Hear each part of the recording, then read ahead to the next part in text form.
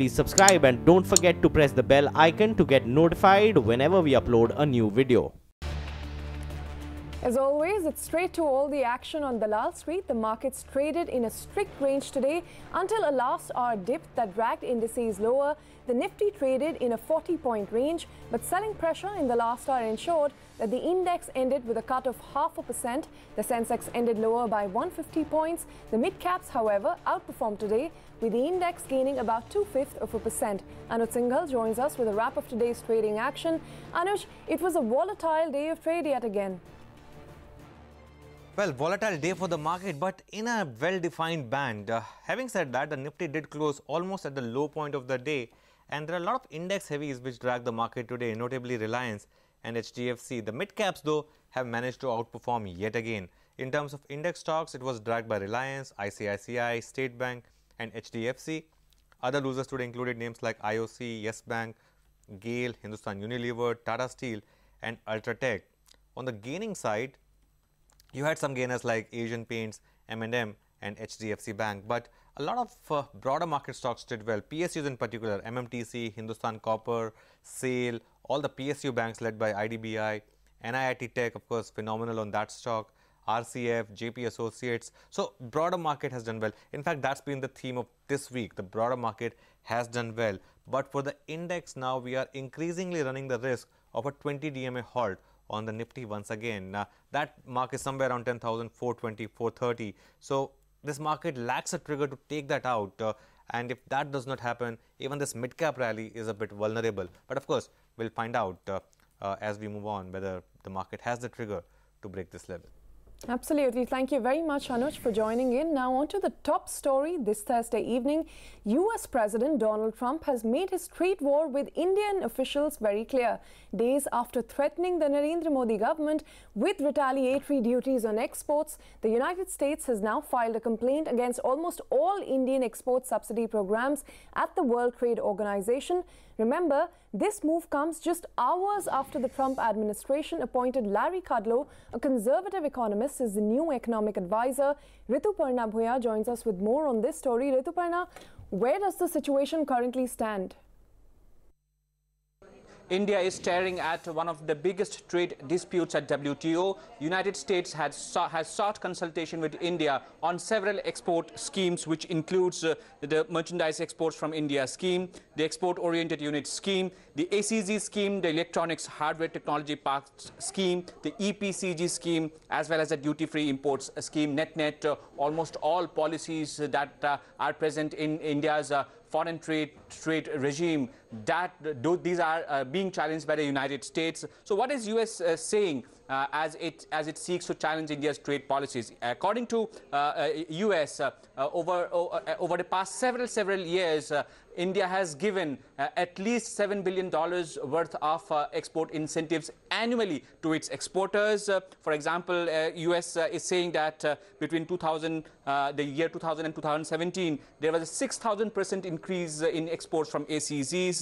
Also, it talks about how 8,000 products were added to the merchandise exports from India scheme. The EOU scheme, for example, it has seen an increase of 160% in exports between 2000 and the year 2016. So net-net, US has challenged the entire export regime that India follows. Now we'll have to wait and see what kind of response India gives to the US, and if US then decides to escalate this to a full-blown trade dispute at WTO. With that, it's back to you. Rituparna, thank you very much for joining in, but we'll stay on with this story. India does not see United States move at WTO as a trade war. Now, that's the response from Commerce Secretary Rita Teotia in a conversation with CNBC TV18's Rituparna Bhuyan. Commerce Secretary also said that India will engage actively with the United States at the WTO. She went on to add that according to WTO norms, India has an 8-year window beginning 2017 to phase out its export subsidies. Listen in. US is India's biggest export market, but given the fact that there are several trade disputes now, are we looking at a full-blown trade war between India and US? How would you see it? I do not see any trade war between India and the United States. I believe that we both have very significant interests in each other's markets. We are friendly countries. And I think that we wish to engage with each other. We certainly wish to do business with each other. So I don't see it as a trade war. Use of trade remedies, trade disputes is an ongoing sort of process. It's a part of the WTO framework. And both India and the United States use this where there is requirement.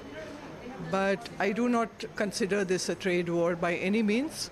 And we will continue to export to the United States, and I'm sure that they will continue to export to us. And last question, ma'am, then what will be our contention regarding this point which US has raised? That is one. And secondly, are we then looking at reviewing our export policies also so that we are compliant to WTO norms?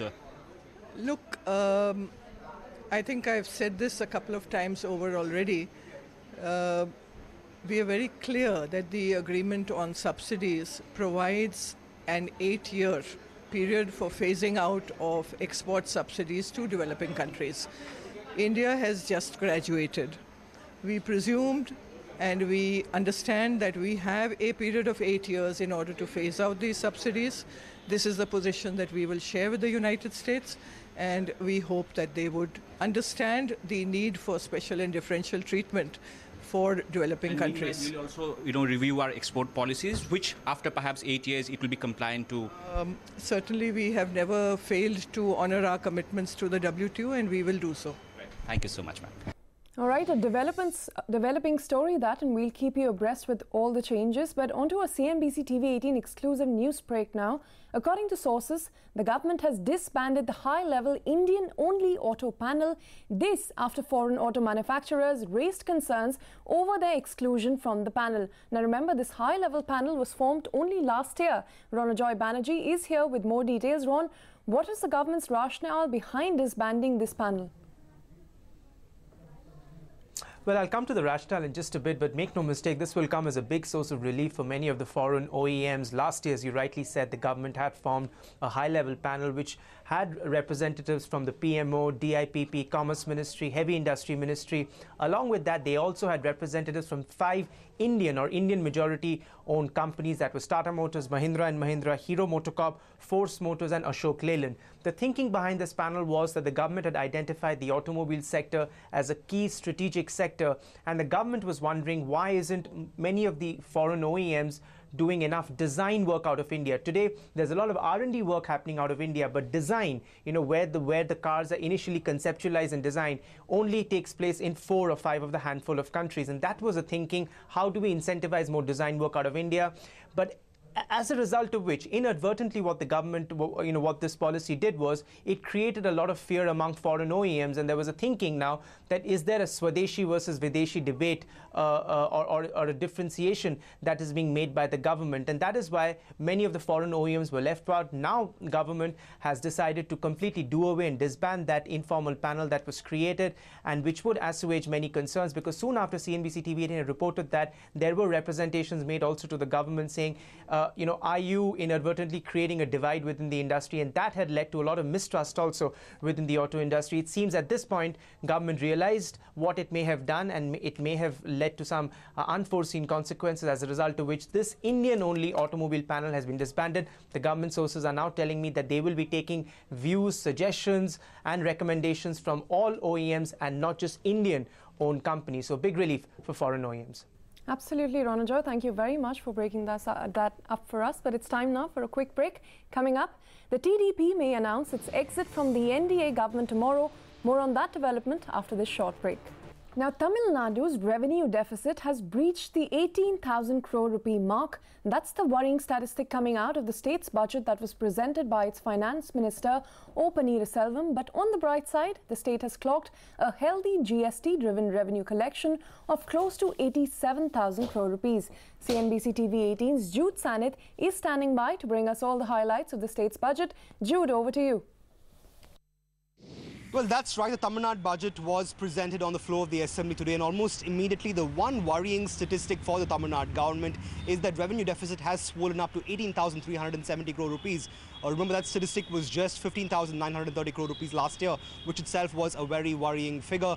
So the swelling up of that number to 18,370 crore rupees is sure to cause some concern for the state government here. However, to its credit, the Tamil Nadu government says it intends to control this number to around 17,491 crore rupees for the next fiscal.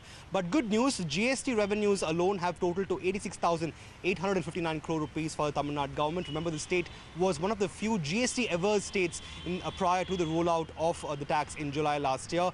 In fact, totally, the tax revenues in the state have stood at 98,693 crore rupees, a shortfall by way of state excise and local taxes primarily being put down to as the reason as opposed to GST itself. But in what must also come, and in fact the projection for the next year is close to 1.12 lakh crore rupees. So Tamil Nadu government keen on raking up and increasing its tax revenue going forward. But what must be some cause for concern is a total debt burden that's estimated to be 3.55 lakh crore rupees for FY19 that the Tamil Nadu government says will of course be some cause of worry. But overall, a widening revenue deficit being the major cause of concern this year. Back to you. All right, thank you, Jude. But, you know, the big story from the political space now, sources tell Network 18 that the Telugu Desam party may pull out of the NDA tomorrow. Remember, last week, TDP chief and Andhra Chief Minister Chandrababu Naidu pulled his 2 ministers from the cabinet over the centre refusing to grant special category status to the state. Maria Shakil joins us now with more on that developing story. Maria, what are you picking up? Well, there's no immediate trigger if you look at it, that there has the centre's position on what they can really deliver with regards to Andhra Pradesh special status is very clear. The Finance Minister Arun Jaitley has made it clear that what they can do is as per the 14th Finance Commission, which means that the state of Andhra can be given a special package, not a special status. But what looks like is the trigger is coming from the opposition in the state of Andhra Pradesh. This is pure domestic politics and domestic compulsions under which Chandrababu Naidu is operating, because YSR Congress and Jagan Reddy has asked 6 MPs. They have just 6 MPs in the 15th Lok Sabha, and these 6 MPs were seen in the Central Hall of Parliament today canvassing and trying to garner support of 54 MPs to really move that first no confidence motion against the Modi government. In fact, the TDP sources are saying that in case if such a motion is moved, then they would be backing the YSR motion as well. So clearly he understands that there is domestic compulsion. The kind of pressure that is being built by Jagan Reddy, because you know, he has been touring the state of Andhra Pradesh for the last few months and getting a lot of support in terms of public support. And the question that he has asked directly to Chandrababu Naidu, is this some kind of blackmailing that he is indulging in with regards to the central government, and that if he is indeed serious about the interests of the people of Andhra Pradesh, then he should go ahead and even quit NDA, because the centre's stand is known. It's Chandrababu Naidu's stand that is not known. So he is being clearly pushed against the wall. He has little or no option, because when he announced that he will be pulling out his ministers, that was after Finance Minister Arun Jaitley did that press conference talking about what the centre can do.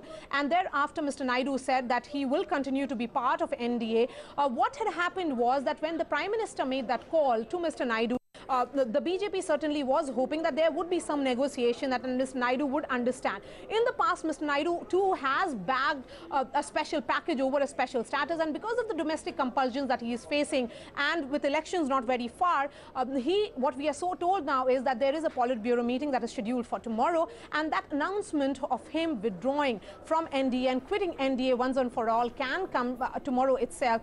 And parallelly, he is also in touch with other regional parties, right, because the first call for some kind of a third front or a federal front, non-BJP, non-Congress front, has already come from KCR, and he has also sought support from Mr. Naidu. Right. All right, then TDP may pull out of the NDA come tomorrow. Maria Shakil joining in with all of those details. Thank you very much. But it's time for a short break again coming up. And let's focus now on a CNBC TV18 exclusive from the insolvency space. Remember, we told you first yesterday that Binani Cement's lenders have voted in favor of a consortium led by Dalmia Bharat to take over Binani Cement's assets. Now, we learned from sources that the Binani Cement's parent company, that is Binani Industries, has challenged the verdict in the NCLAT. Nisha Podar joins us now with the latest in this case. Nisha, what is the bone of contention here? Like most of the cases under the Insolvency and Bankruptcy Code and the asset sale process under that, this one, the Binani cement case, has also gone to the court, and there's a murky legal battle that is now going to progress there. So what I do gather from sources with direct knowledge is that Binani Industries, the promoter of Binani Cement, which had already gone to the appellate court, NCLAT, earlier against the COC and the RP, have really filed another petition challenging the decision taken by COC and the RP on awarding Binani Cement to Dalmia Bharat. Now, they have challenged that while there was a higher bid coming in from Ultratech, the COC and the creditors have really gone ahead with Dalmia Bharat's bid. They have also called it a contempt of court because the matter was sub judice. Now, on the other hand, remember, the COC and the RP are pushing for getting the approval of the NCLT for going ahead with the sale process to Dalmia Bharat and the consortium. So both these are going hand in hand. On the other hand, remember, there's another area to be watched out for in terms of the court legal tangle and the court cases. NCLT is where Ultratech has also challenged the decision by COC and RP, stating that their higher bid should have been considered by the creditors for buying out Binani Cement. So yes, it's going to be quite a complicated and a messy affair. We'll have to see whether NCLT really takes up the approval process and goes with the decision of COC and RP, or on the other hand, listens to the aggrieved parties, Ultratech as well as Binani Industries. All right, now to the latest in the PNB fraud case. Now, if there is one question on everyone's mind in this case is, how exactly did Nirav Modi and Mehul Choksi manage to pull off such a mega fraud which they are accused of? So we at CNBC TV18 have managed to crack the modus operandi from our sources in the investigative agencies, and Utkarsh Chaturvedi, who's been cracking that code, joins us now to give us more details on that. Utkarsh, we know there were fraudulently issued LOUs. We know that the banks were not aware of these, but how exactly did the two of them manage to pull off such a big fraud? So exactly, Ritu, as you said, the biggest question at this point of time is that how is it that Nirav Modi and Mehul Choksi really managed to execute a massive 13,000 crore rupees fraud as is being alleged by the CBI. Now, after speaking to multiple sources in investigative agencies, we at CNBC TV have managed to put the modus operandi of this alleged fraud. Now, essentially, this is how the probe really went, and this is what the agencies believe. Now, let's go back to 2011 when the first letter of undertaking was issued by the Brady House branch of the Punjab National Bank. Now, employees of Nirav Modi and Mehul Choksi managed to convince Gokulnath Shetty, deputy manager of the branch, along with other few employees, to issue letter of undertaking without any cash guarantee. Now, they also convinced Shetty and his colleagues to not put the same entry in the core banking system, which is the central server of the bank. Now, these LOUs were issued to make payments for import of precious stones. Now, sources indicate that fake bills of import were used to show payments to companies like Solar Exports and Diamond US. But the money didn't stay there. Now, what sources indicate and what sources believe is that these firms went ahead and sent the money to a clutch of shell companies which were operated by Mehul Choksi and Nirav Modi. And, after that, this whole money went to these companies. So you can see that from Brady House branch, it went to Solar Exports, Diamond US, and then it went to a clutch of shell companies. And from there, through an FDI route, these LOUs were issued for a period of 1 year, and it went into the companies of Nirav Modi and Mehul Choksi as a form of FDI. Now, this is, the whole section was there. And after 365 days, when the LOUs matured, now instead of really paying that money from the pocket of Mehul Choksi and Nirav Modi, what they really did was they issued one more LOU, and this time of a higher amount. Our sources also allege that the payment of the earlier LOU was made through these funds, and the extra amount went into a clutch of shell companies, now a part of which got diverted into the group companies. Now, this exercise continued till May 2017, and sources believe that in the last 6 months of retirement of Gokulnath Shetty, the amount spiked dramatically. Now, the missing link in this whole story is the web of shell companies, which sources allege was used for parking money and also directing the money back to the group firms. And this is what CBI is looking at this point of time. All right, Utkarsh, thank you very much for bringing us all of those details. You've answered some of the many questions that are on everyone's mind with respect to this fraud, but we're completely timed out. It's a wrap on this edition of Reporter's Diary. Thank you very much for watching. Stay tuned to CNBC TV18